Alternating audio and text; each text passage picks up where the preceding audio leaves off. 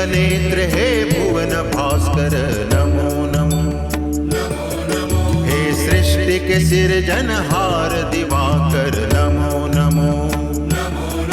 हे सूर्य प्रभाकर नमो नमो।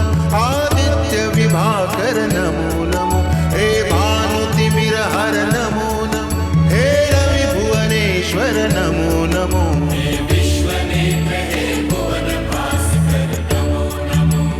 नमो नमो। हे सृष्टि के सिरजनहार दिवाकर नमो नमो। ओम सूर्याय नमो नमः।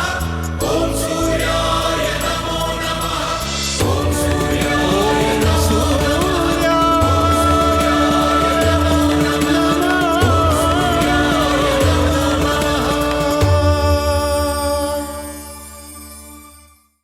तुम्हें कैसे पता समुद्र मंथन से अमृत निकलेगा? स्वयं भगवान सूर्य देव ने बताया था। तो बुलाओ अपने भगवान सूर्य नारायण को और पूछो कि अमृत कहाँ है। ये क्या कह रहे हो तुम? भगवान सूर्य देव कोई साधारण व्यक्ति थोड़ी ही है जिन्हें जब चाहो पुकार कर बुला लिया जाए। वो तो इस संसार के आधार है। वे इस संसार के आधार हैं तो तुम महा झूठे हो। मैं पहले ही कह रहा था कि तुम सब लोग स्वार्थी और झूठे हो। तुम लोग अवश्य कोई षड्यंत्र करके हम सबको यहाँ लेकर आए हो।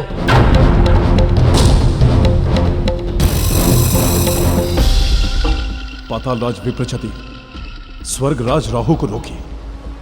अमृत किसी भी समय निकल सकता है। इस समय झगड़े का कोई लाभ नहीं है।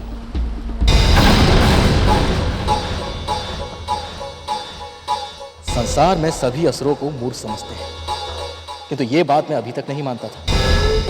किंतु तुम्हारा परामर्श सुनकर मुझे अब संसार की मान्यता सही लगने लगी है। ऐसा क्यों कह रहे हो? तुम क्या अपने आप को हमसे अधिक बुद्धिमान समझते हो? कि हम ये सत्य नहीं जानते कि अमृत बस निकलने ही वाला है।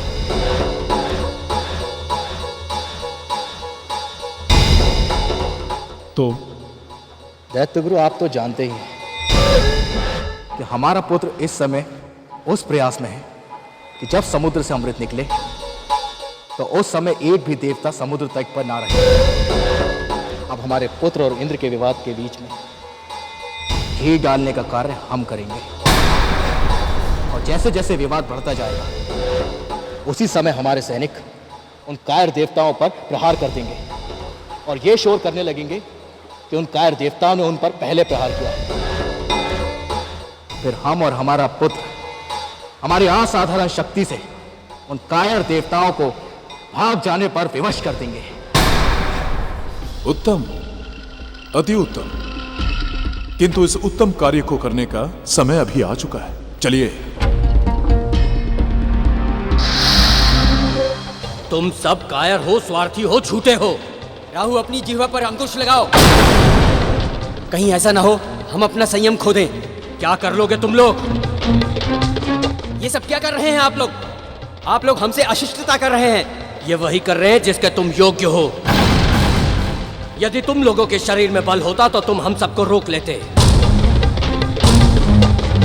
किंतु तुम जैसे कायरों से ऐसी आशा करना व्यर्थ है। लगता है अब तुम्हें दिखाना ही होगा कि कौन कायर है और कौन वीर।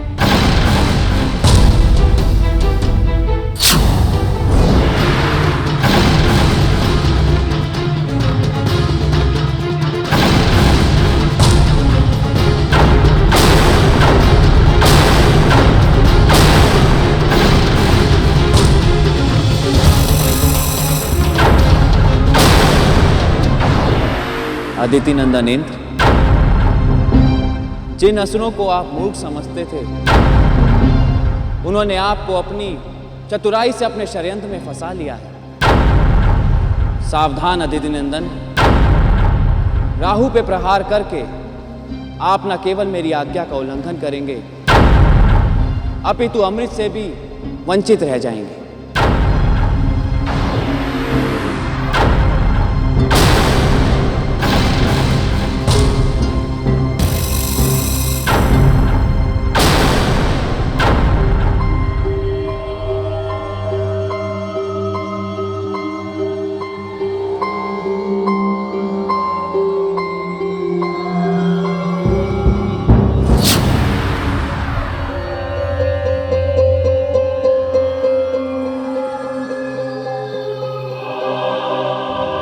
यही तो पहचान होती है कायरों की। जहां युद्ध भूमि में शस्त्र उठाने का समय आया कि इनकी भुजाएं दुखने लगती हैं। शस्त्रों का भार इनसे उठाया नहीं जाता। धिक्कार है तेरे बल को, तेरे साहस को और तेरे पराक्रम को।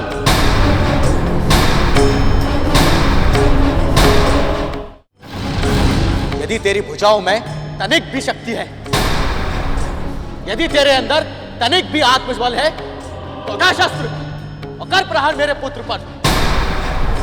इसमें साहस ही नहीं है प्रहार करने का।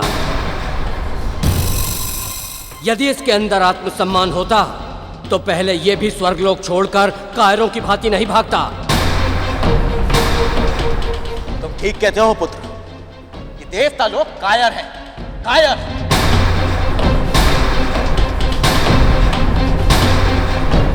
लोग तो मित्रता के योग्य नहीं है, अन्यथा अपने मित्र का इतना अपमान देखकर भी कोई तो आगे बढ़ता।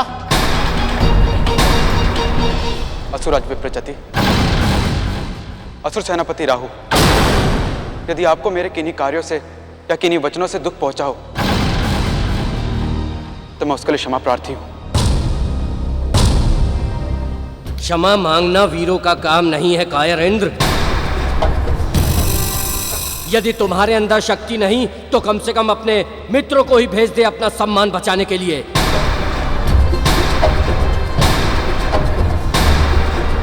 या ये भी तेरे ही समान पौरुषहीन हो गए हैं? पुत्र राहु, लगता है कि ये देवता लोग हमारी योजना समझ चुके हैं। समझने दो, मैं अभी इन सबको मार पीट के यहां से भगा दूंगा। पुत्र राहु, ये समय उत्तेजित होने का नहीं है, चतुराई से काम लेने का है। इन कायर देवताओं को हमारी योजना समझ आ चुकी है। इस समय हम कुछ भी करें, इन्हें आहत भी कर दें, तो भी इस समय हमसे युद्ध नहीं करेंगे। तो हमें फिर क्या करना चाहिए?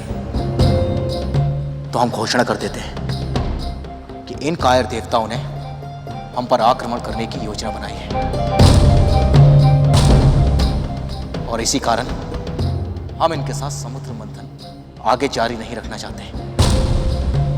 फिर ये लोग यहां से चले जाएंगे, तब हम लोग समुद्र मंथन करके अमृत निकाल लेंगे, और उस अमृत पर केवल हमारा अधिकार होगा। नारायण नारायण। असुरराज, असुर सेनापति, क्या बात है? ये देवता लोग इस प्रकार की बातें क्यों कर रहे हैं? क्या कहा तुमने चोटी वाले साधु? इन लोगों की बातें सुन के ऐसा लग रहा है कि ये आपसे झगड़ा मोल लेना चाहते हैं। कहीं इसके पीछे इनका कोई षड्यंत्र तो नहीं? देख लेना मुनिवर, ये कायर देवता सदा अनर्गल बातें करते हैं। किंतु आपको क्या पड़ी है कि इनकी अनुचित बातें सुने? आप तो बस जाकर कह दीजिए कि हमें नहीं करना ये मंथन। आपने बिल्कुल ठीक कहा देवर्षि, हम दोनों यही सोच रहे थे। आप कहलाते तो हैं देवर्षि, अर्थात देवों के ऋषि, किंतु आपको होना चाहिए था हम असुरों के ऋषि। नारायण नारायण, मैं तो किसी का नहीं हूं असुर सेनापति। मैं तो केवल सत्य का साथी हूं, सत्य का अनुयायी हूं। किंतु आज आप लोगों के साथ देवताओं का ऐसा व्यवहार देखकर मुझसे चुप ना रहा गया।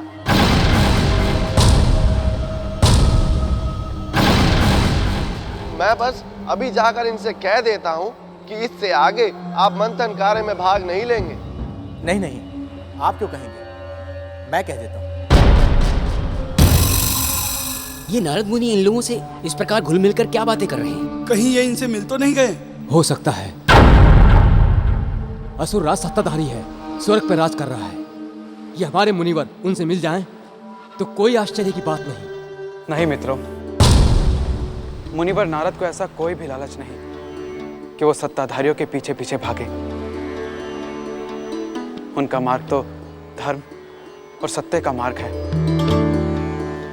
अब तक वो हमारे साथ इसलिए थे क्योंकि हम धर्म के मार्ग पर चल रहे थे, और जब तक हम ये मार्ग नहीं त्यागते वो हमारे साथ ही रहेंगे। यदि इस समय वह असुरों के साथ बात कर रहे हैं तो अवश्य ही इसमें संसार का और हमारा भला होगा। असुरा सुनिए तो, स्वर्गाधिपति आप तो स्वयं ही बुद्धि और चतुराई के अधिष्ठाता हैं। आपको कुछ समझाना सूर्य को दीपक दिखाने के समान है, किंतु फिर भी मैं एक विनती करना चाहता हूँ। कहे देवर्षि, आप जो भी निवेदन करेंगे हम उसे पूरा करने का अवश्य प्रयास करेंगे। आप धन्य हैं असुरराज, आप महान हैं।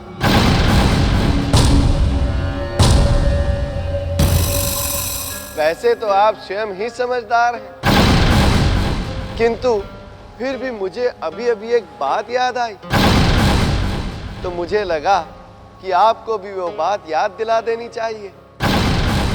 कौन सी बात? यही कि यदि अमृत निकलने से पहले निराश देवतागण यहाँ से चले गए तो समुद्र गर्भ से अमृत भी नहीं निकलेगा। क्यों नहीं निकलेगा? क्या हमारी भुजाओं में बल नहीं है क्या? असुर सेनापति राहु, अपनी भुजाओं का बल तो आप देवताओं को हराकर ही दिखा चुके हैं, किंतु यहाँ पर प्रश्न बल का नहीं है। तो फिर?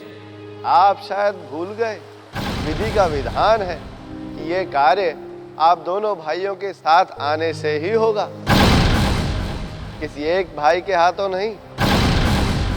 और विधाता की लेखनी ना कभी बदली है और ना ही कभी बदलेगी।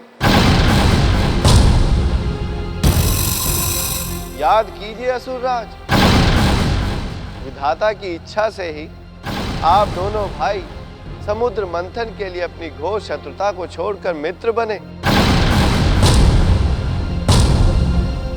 असुर सेनापति में इतना बल है कि मद्राचल पर्वत को अपनी तर्जनी उंगली पर उठा सकते थे, किंतु जब इन्होंने बल लगाया तो मद्राचल पर्वत हिला भी नहीं, और जैसे ही देवराज इंद्र ने उसे छुआ वो उठ गया।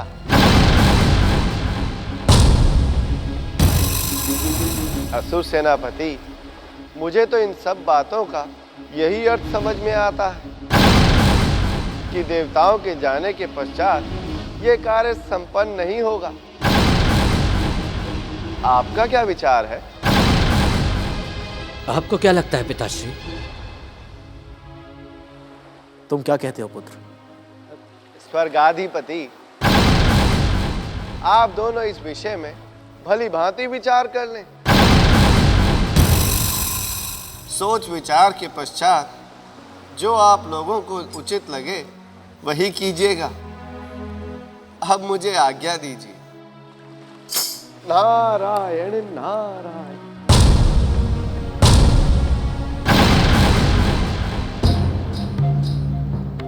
पुत्र राहु, मुझे इस साधु की बातें सच लग रही हैं। मुझे भी ठीक ही लग रही हैं। तो इसका अर्थ ये हुआ कि अमृत निकलने तक हमें इन कायर देवताओं को झेलना ही पड़ेगा। ठीक, जब अमृत निकल आएगा तब हम इन देवताओं को बलपूर्वक यहां से भगा देंगे। किंतु ये छोटी वाला साधु हमें मूर्ख तो नहीं बना रहा है? नारायण नारायण। ये अवसर तो ऐतिहासिक है दैत्य गुरु। इसी को कहते हैं ना भूतो ना भविष्यति, जो ना पहले कभी हुआ है और ना पुनः कभी होगा। नारायण नारायण। मुनिवर नारद, सत्य कहा आपने। हम सभी सौभाग्यशाली हैं कि इस पावन और कल्याणकारी कार्य के समय हमें यहां उपस्थित रहने का अवसर मिला। सत्य वचन दैत्य गुरु, सत्य वचन। नहीं, ये साधु हमें ढोंगी नहीं लगता। यदि ये ढोंगी होता तो दैत्य गुरु इसके साथ इतना घुल मिलकर बातें तो नहीं करते। क्या पता इसने उन्हें भी अपनी बातों के जाल में फंसा लिया हो। यदि ऐसा है तो भी इस समय हम इन कायर देवताओं से युद्ध नहीं कर सकते। यदि ये चले गए और फिर अमृत सचमुच न निकला तो फिर ठीक है, मैं अभी मंथन का कार्य आरंभ कराता हूं।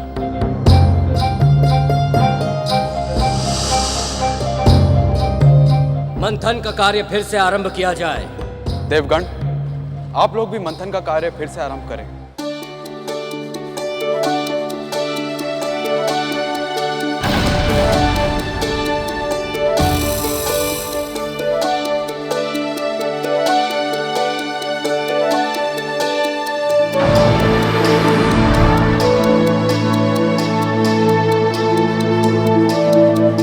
अब संसार के सामने वो घड़ी आने ही वाली है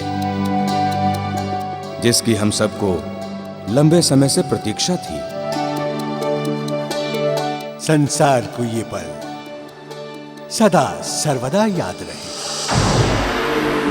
आपने ठीक कहा परमपिता। इस ब्रह्मांड के इतिहास में आज का दिन एक क्रांतिकारी दिन होगा। एक ऐसा दिन जो संसार की प्रगति की धारा ही बदल देगा।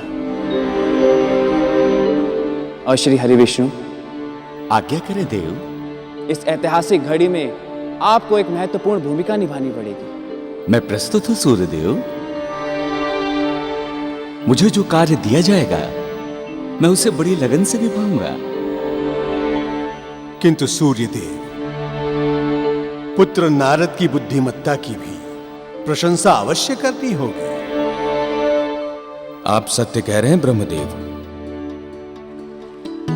यदि देव ऋषि नारद इस प्रकरण में नहीं पड़ते, राहु और विप्रचति के षड्यंत्र को नष्ट नहीं करते, तो आज समुद्र गर्भ से अमृत का निकलना संभव नहीं था।